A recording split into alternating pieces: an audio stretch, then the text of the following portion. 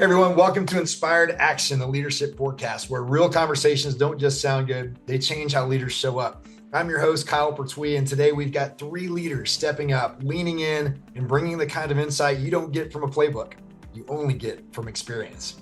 So whether you're leading a team, building a culture, or just trying to show up better than you did yesterday, you're in the right place. Let's get started.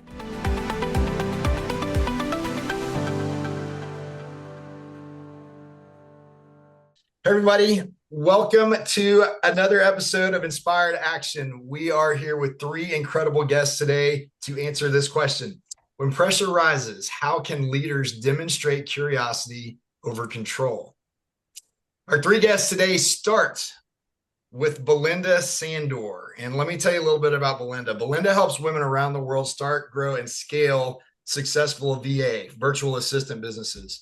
She, as a practicing VA herself since 2010, she is the founder of the VA Connection, which is an online organization serving, listen to this, more than 63,000 women across 47 countries, helping VAs achieve their financial goals and live their dreams. And let me tell you, I've had an opportunity to speak with some of her groups, and they are some amazing women.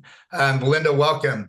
Thank you. Next, we have Jeff Jackson. Jeff, Senior Director of Maintenance and Asset Reliability with Milo's Tea Company, served also in the United States Marine Corps for almost a decade, and lovingly refers to himself as a high-tech redneck. And yes, there is much more to that story. And I would also throw in there that he is an avid turkey hunter, and a lot of fun to talk about that with him as well. Jeff, welcome. George Alvarado. Yeah.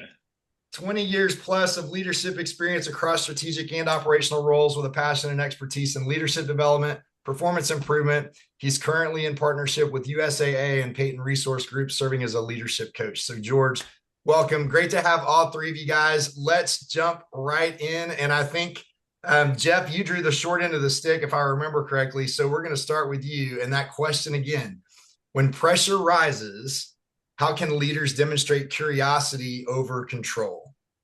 First and foremost is one, for me at Milo's, it's knowing where our people are coming from. And we do that through consistent one-to-one. So you really kind of understand, like, where's the person coming from? And then that allows you to dig a little bit deeper on the curiosity side of things. So really it's about clarity and understanding what the outcome should or could look like based off of the individual that you're being questioned with or by. And I think for that, again, going back to the one-to-ones that we do typically at Milo. So for our leaders, it's a monthly conversation that we have where we talk about people, we talk about process, we talk about tools and technology.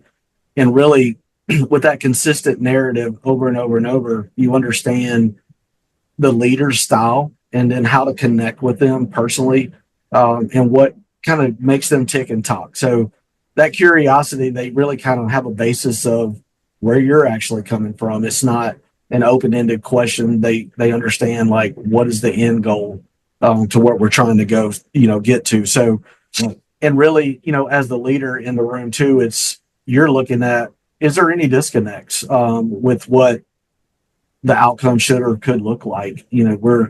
We're searching for those. Are any frictions that are out there, any things that we need to work through to help them overcome any of those questions that we're trying to ask. So it's really about knowing the people in the room and knowing your audience, that kind of thing. And I think through those one-to-ones, it's really a plus for us as leaders to be able to know our people, both professionally and personally. So not every single conversation that we have is about people, process, tools, or tech. It could be just about their personal life and really understanding that. So I think digging in a little bit deeper really, really helps you as a leader to know and gain respect, gain trust, and then it allows you to gain a little bit more clarity of where a person may be coming from. Yeah, I love it. And I think that last piece you said, it's that genuine curiosity that makes things conversational, that really starts to open things up, as opposed to sometimes you see or hear people taking curiosity from a more transactional approach, right? Where it becomes an interrogation. And I love it. Belinda, let's jump over to you. How would you respond or answer or add to that? When pressure rises, how can leaders demonstrate that curiosity instead of control? Yeah, well, this is something I learned the hard way because my default is control, 100%. And spending 15 years as a virtual assistant and working in a lot of high pressure situations where something breaks or, I need to respond to something, my initial response was to grip harder, to like tighter, really lean into it and use the adrenaline to try to solve the issue. But when the tables turned and I started teaching people how to have their own successful virtual assistant businesses, I started to look at this with different eyes. And what I realized was that my clients didn't necessarily want me to have all of the answers. They kept working with me because of the quality of my questions. And so it became a dialogue more than anything. And so what I've seen work when pressure is on is the first thing I ask myself, both as a leader and as someone who has been an individual contributor for most of my career, is what am I not seeing? Like what am I not seeing? Because I think we've all seen someone put them, be under pressure and they just keep doing the same thing over and over and over. And we know that doesn't work. So really, what am I not seeing? Trying to, turn the problem around. The second thing is to involve other people if you can. Sometimes pressure situations are, that moment and you're the one. But if you can bring other people in, I think often they're able to see it in a different light. And then to be able to say, I don't know yet.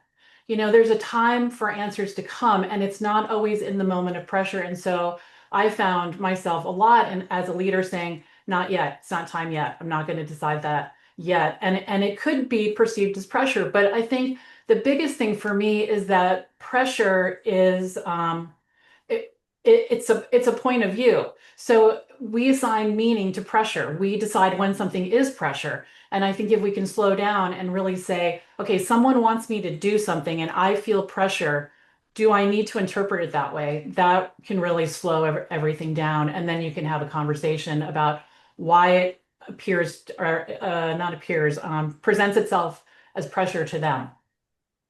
Yeah, yeah, I love that it's perspective because I think a lot of times people assume with pressure comes more of a reactive approach. And I think all of those things that you described illustrate how leadership needs to be more intentional, right? Much more intentional as opposed to reactive. George, let's jump over to you. Well, I like to keep things memorable, referenceable, accessible, so that way others can benefit from the methodology or at least mindset. So when it comes to this, I'm going to debut an acronym I came up with specifically just for this today so that it could help us understand how can we diverge from going from control to curiosity. So first thing you have to tell yourself is don't be whack, right? In my generation in 90s, whenever you heard something was whack, it was because it wasn't good. It wasn't standard. It was mid. It was not cooking. It wasn't fuego, right? So the way I could remember this and the way I could help at least formulate this for everybody is WACK, don't be whack. W, just wait. The minute you feel the pressure rising and you feel that heart thumping and all of a sudden the deadlines are mounting, just wait. Before you become directive, before you want to seek that control, just wait a second. Ask yourself, do you have all the details? Pause, look around, go for a walk. Wait before you start to make decisions to prevent yourself from becoming controlling, right? Because control is more reactive. Then ask questions. When you ask questions, you relinquish control from being controlling to being curious. And by asking effective questions, you definitely go into that rail. You turn the switch off for control and turn the light switch on for curiosity. And then collaborate. C, you want to have a collaborative mindset. Control seeks to take control over everything for themselves. Collaboration realizes it can't do it all by itself. And then finally, K, kill micromanagement. If you've done the first three correctly, it will automatically lead to the fourth, which is you will kill micromanagement. You won't allow it to take control over your decisions. You will allow for freedom and autonomy. You will empower. And by asking the right questions, by collaborating and waiting, you provide freedom for curiosity to be cultivated. Man, you guys heard it. You guys heard it here first. Whack.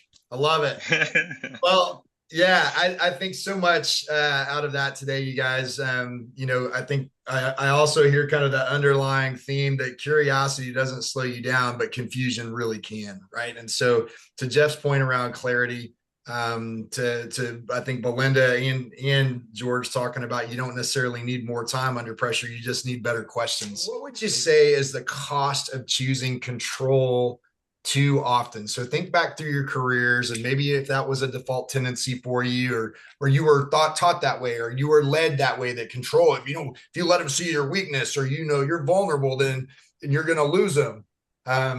Speak on that, whoever wants to jump in, but talk a little bit about what the cost of choosing control too often can be.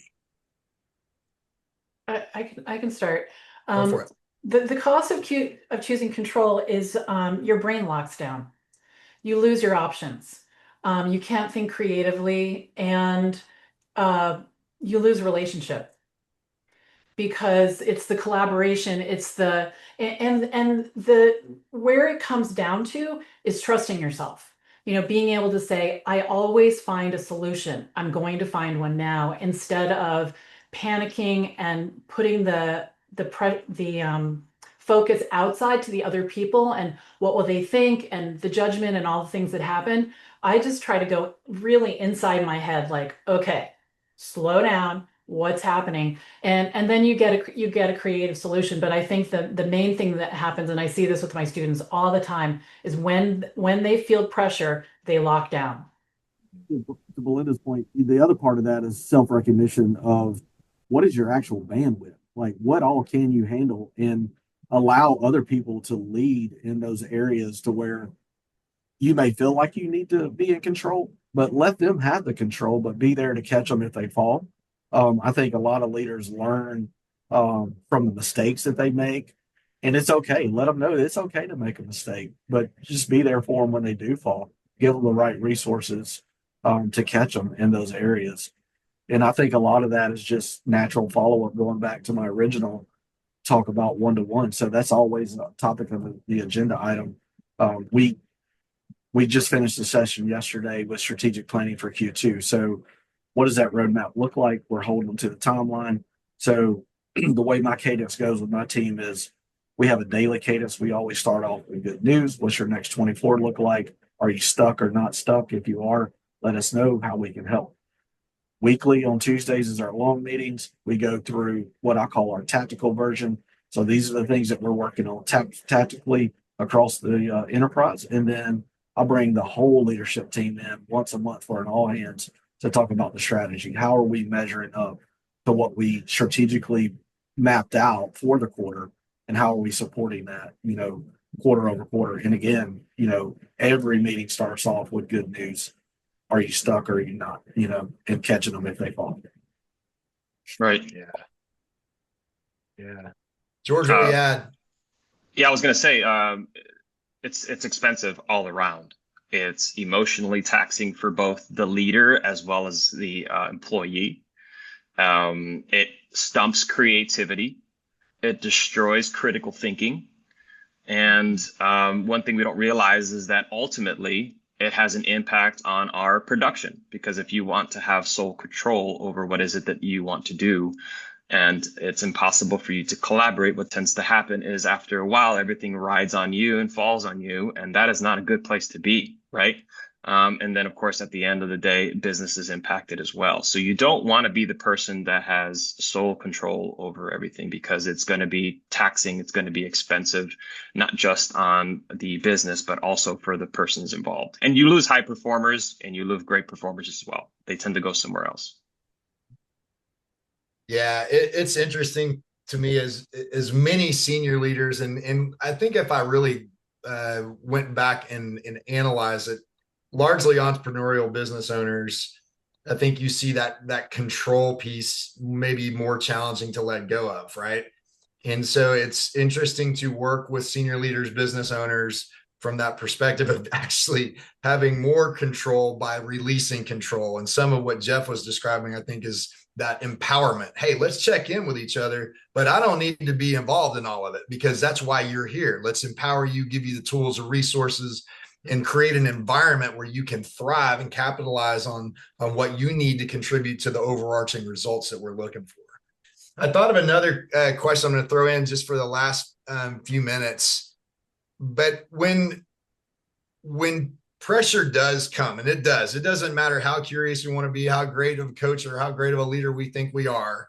There are times when time is tight, pressure is on, decisions are urgent, we've got to move. So how do you remain curious under that type of pressure? Or what would you offer to somebody who's like, I understand the value in it, I do it most of the time, but man, when I feel it and it's on and I've got to move 90 to nothing, I don't have time to stand around and do the dog and pony show of asking empowering questions and validating people, right? So how would you respond to that to keep the momentum and keep people bought in and moving when you're feeling it? And how do you stay curious in that type of situation? I think it's important to remember the cost. I mean, for me, it would just be taking a minute and saying, what will the cost of this behavior be if you don't ask the questions? And I've done it enough that I know that I just don't give myself an option. I just stop anyway. And I think that's part of being a leader, right? Is to not be reactive, not go with your instinct of fear and just soothe yourself into thinking, I got this, I can do this. I think that's a lot of it, but just practicing staying in control and not react. I don't mean control. That's actually funny that I said that. Not and control of yourself. That's what you mean, control right? of yourself. Yeah. Exactly. Correct, That's right, what I mean. Yeah. Stay in control of yourself and not the situation. I mean, that's kind of the answer to life. Stay in control of yourself. Right. Right. Yeah. If I could chime in, I've told leaders that I've coached and mentored before that sometimes being directive may be appropriate in particular occasions and contexts, but it's important to preface why you're being that way so that the intent of being collaborative and can be curious and being the leader that you can be isn't lost in the directive. So they understand at that moment, it's okay for me to take direction at this time, but it's not going to be a constant, right? So that's the most important piece. So if it is important for you to stay curious, like Belinda said, check yourself, right? Check yourself before you wreck yourself. Don't be whack. Try to make sure that you stay curious as much as you can, but if the context demands it, then make sure that you at least preface with your folks to say, hey, this is just one of those times where we're going to have to be able to do X, Y, Z thing. We'll work with you. I still want to hear your perspective, but we may have to move forward quickly on this. And I was going to say similar to what George was mentioned. So if I think about the way we lead at Milo's, we often refer to it as authentic leadership. So it's stating the brutal facts and letting them know, hey, I have self-recognition that we got to be foot on the gas right now. It's all gas, no brakes, but letting them know up front that, hey, I realize I could backtrack, but this is the importance of what we're working on right now. And this is how quick we need to move. So it's really just letting them know up front that, yes, I recognize what I'm doing. However, this is the magnitude of what we need to accomplish and the reason why I need to lead in the way that I'm leading. So I think it's just stating those facts and being brutally honest with it. Yeah. Yeah. And I think both what you and George just said speaks to maybe the faux pas Belinda said of being in control, but that self-control is an expectation of a leader. And we could extrapolate that into self-regulation and all the other mental, emotional intelligence components of that. But having that self-control, that composure in those moments, and then assuming control of the situation or whatever is going on, and then communicating directives, as you guys said, I think is very different than being controlling, right? And so leaders that are controlling are leading from that fear-based mindset, and I've got to be in charge, and I've got to be, on top of things. I can't let them know I don't have the answers, and so forth. So I think those are obviously just, there's semantics in the way we use the word, but I think it's notable because we hear those things and we need to say, okay, what is that they mean by being in control, right? Well, I think it's ego driven, right? I think it's the ego that drives that. Yeah. Yes, 100%. Agree. Yeah. I think another powerful concept of this too, Kyle, is like if you've been through your sessions around catabolic and anabolic energy, recognizing like, okay, yeah, my stress level can go extreme right, but how quickly can I come out of that? So knowing that you recognize it quickly, but I come out of it even quicker, I think that really gives you some self-awareness and confidence in how you lead as well. Yeah, absolutely.